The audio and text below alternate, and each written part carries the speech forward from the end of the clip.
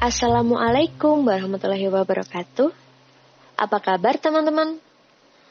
Pada video kali ini, kami akan membahas mengenai dampak COVID-19 terhadap koperasi dan UMKM di Indonesia. Sebelum kita masuk pada pembahasan, kita perkenalan dulu yuk. Perkenalkan, nama saya Nurul Fitriana dan dua teman saya, Danang Reski Saputra dan Ferry Septian. Baik, langsung saja. Sebelum kita membahas tentang dampak yang ditimbulkan COVID-19 terhadap koperasi dan UMKM, kita pahami terlebih dahulu tentang koperasi dan UMKM. Apa sih koperasi dan UMKM itu? Merujuk kepada Undang-Undang Nomor 25 Tahun 1992, itu adalah badan usaha yang beranggotakan orang-orang atau badan hukum koperasi dengan melandaskan kegiatannya berdasarkan prinsip koperasi sekaligus sebagai gerakan ekonomi rakyat yang berdasarkan atas asas kekeluargaan. Jadi, koperasi adalah badan usaha yang resmi yang beranggotakan orang seorang, dengan kata lain, kumpulan dari individu-individu yang membentuk sebuah koperasi, minimal 20 orang. Sedangkan mengenai UMKM, sesuai dengan Undang-Undang Nomor 20 Tahun 2008 tentang usaha mikro, kecil, dan menengah atau yang disingkat menjadi UMKM. Pengertian UMKM terdiri dari usaha mikro, yaitu usaha produktif milik orang perorangan dan atau badan usaha perorangan yang memenuhi kriteria usaha mikro sebagaimana diatur dalam undang-undang ini. Kemudian usaha kecil, di mana usaha ekonomi produktif yang berdiri sendiri yang dilakukan oleh orang perorangan atau badan usaha yang bukan merupakan anak perusahaan atau bukan cabang perusahaan yang dimiliki, dikuasai, dan menjadi bagian baik langsung maupun tidak langsung dari usaha menengah atau usaha besar yang memenuhi kriteria usaha kecil sebagaimana dimaksud dalam undang-undang ini. Yang terakhir adalah usaha menengah. Usaha ekonomi produktif yang berdiri sendiri yang dilakukan oleh orang perseorangan atau badan usaha yang bukan merupakan anak perusahaan atau cabang perusahaan yang dimiliki, dikuasai, atau menjadi bagian baik langsung maupun tidak langsung dengan usaha kecil atau usaha besar dengan jumlah kekayaan bersih atau hasil penjualan tahunan sebagaimana diatur dalam undang-undang ini. Nah, selanjutnya mari kita bahas apa saja dampak-dampak yang ditimbulkan dari COVID-19 ini terhadap koperasi dan UMKM. COVID-19 merupakan penyakit menular yang berpotensi menimbulkan kedaruratan kesehatan masyarakat. Munculnya pandemi COVID-19 membuat dunia menjadi resah, termasuk Indonesia. Penularan virus ini melalui udara, di mana virus keluar dari mereka yang batuk dan bersin tanpa menutup mulut. Untuk itu, bagi mereka yang sedang batuk atau flu disarankan untuk memakai masker saat keluar rumah. Kemudian bersentuhan atau berjabat tangan dengan pasien yang positif juga menimbulkan tersebarnya virus ini.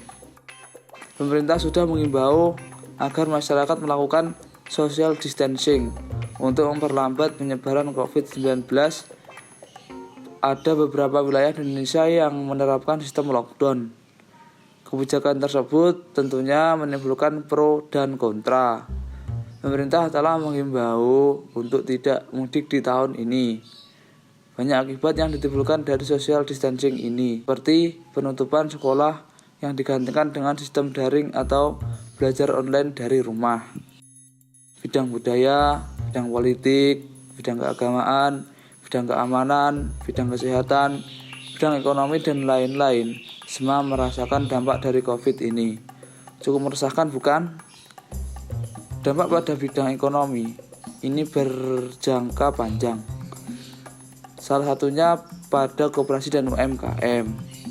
Pada tanggal 9 Mei 2020 kemarin Menteri Koperasi dan UMKM menginformasikan sebanyak 1.785 koperasi dan 163 pelaku usaha mikro kecil menengah terdampak pandemi virus COVID-19.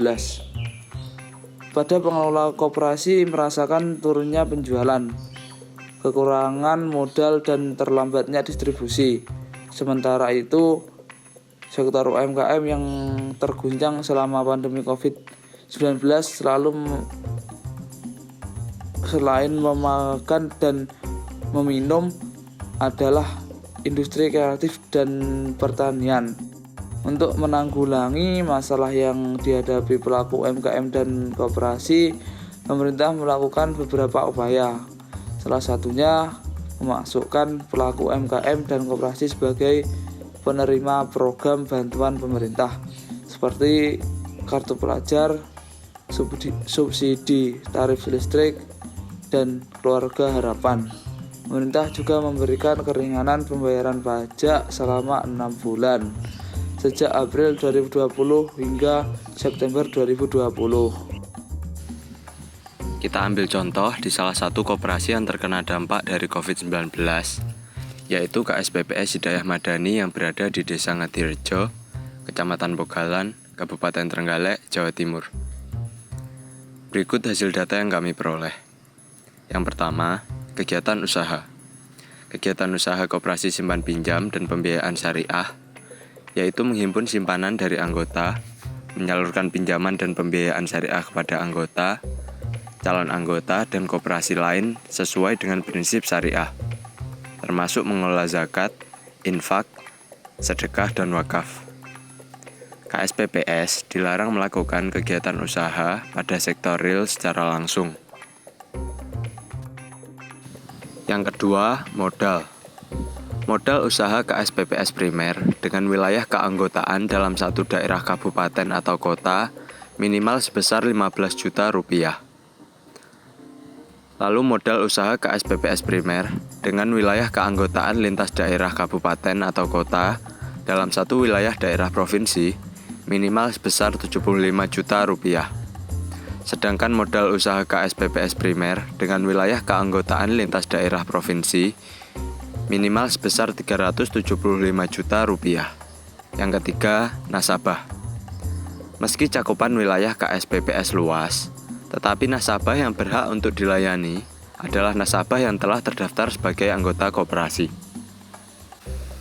Yang keempat, dampak pandemi COVID-19 terhadap KSPPS Hidayah Madani Trenggalek.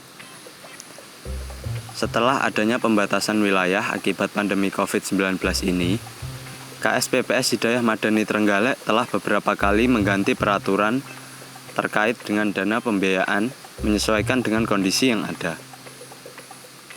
Pada bulan Januari hingga Februari, di mana kondisi masih normal saat itu, pencairan pembiayaan maksimal pada KSPPS Hidayah Madani adalah sebesar 150 juta rupiah. Lalu, pada bulan Maret, yaitu awal merebaknya COVID-19 di Indonesia, yang membuat pemerintah mengeluarkan kebijakan untuk membatasi kegiatan masyarakat, pencairan pembiayaan maksimal pada KSPPS Hidayah Madani turun menjadi 100 juta rupiah. Aturan ini bertahan hingga bulan April. Pada bulan Mei, pencairan pembiayaan maksimal KSPPS Hidayah Madani turun lagi menjadi 50 juta rupiah. Salah satu pengurus koperasi juga mengungkapkan bahwa yang diberikan pencairan pembiayaan sebagian besar adalah anggota koperasi lama, yang sudah diketahui bagaimana karakter orangnya. Terima kasih telah menonton video kami. Semoga materi yang kami sampaikan bermanfaat. Stay home, stay safe, and stay productive.